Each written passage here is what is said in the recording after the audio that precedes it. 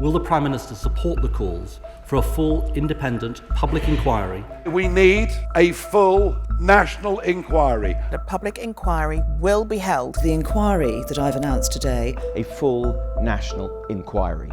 We have a lot of inquiries in the UK. In fact, we've never had so many. Since 1990, the numbers have been on the rise, reaching a high point this year. And right now, 23 inquiries are ongoing or have been announced, more than at any time in our history. When there is a scandal or a disaster, more and more we seem to turn to an inquiry to find out what went wrong, who was responsible, and crucially, how to stop it happening again. It's a way of making sure victims have accountability, transparency, and a chance to tell their story. But some feel we're just too reliant on inquiries, that they're too costly and take too much time to come to any conclusions. And there's also this worry that they can take the pressure off serving politicians who can avoid difficult questions by repeating the phrase ad nauseum, "I can't comment while the inquiry's ongoing." Inquiries basically fall into two categories, statutory and non-statutory. The former have more power, allowing for witnesses to be legally compelled to appear and give evidence. The latter can be more flexible and speedy, but rely on voluntary cooperation, so can have less impact. And yes, inquiries do cost a lot of money. The government says that in the financial year 2023 to 2024, the cost to the public of ongoing inquiries totalled more than £130 million.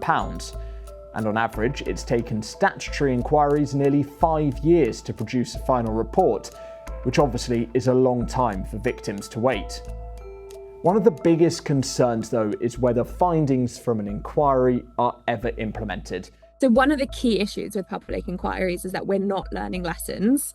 You can have, it's fine for the government to call for inquiries, but we're repeatedly seeing that the same kind of lessons aren't being learned. And new inquiries that are to do with particular issues will often say that if some of the recommendations from inquiries that have been held years before had been implemented, they wouldn't even be here having the inquiry, the incident wouldn't have happened.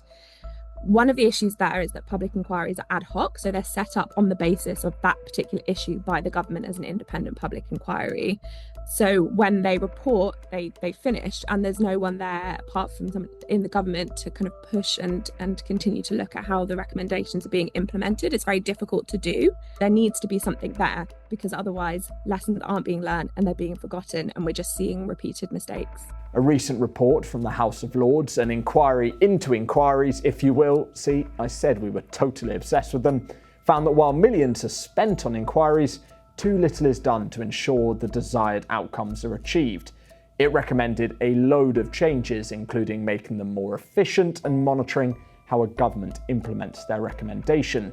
The government says it accepted many of those, so we may see the inquiry system change. And look, they have in the past led to results, including changes in the law and official apologies. This is a day of shame for the British state. Today's report shows a decades-long moral failure at the heart of our national life. Today I want to speak directly to the victims and their families. I want to make a wholehearted and unequivocal apology for this terrible injustice.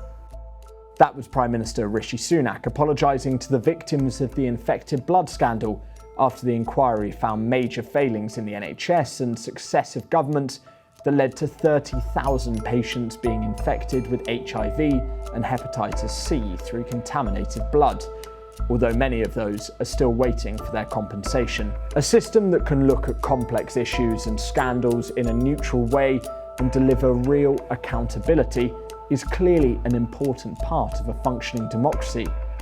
The question is whether inquiries as they are currently run are really doing that.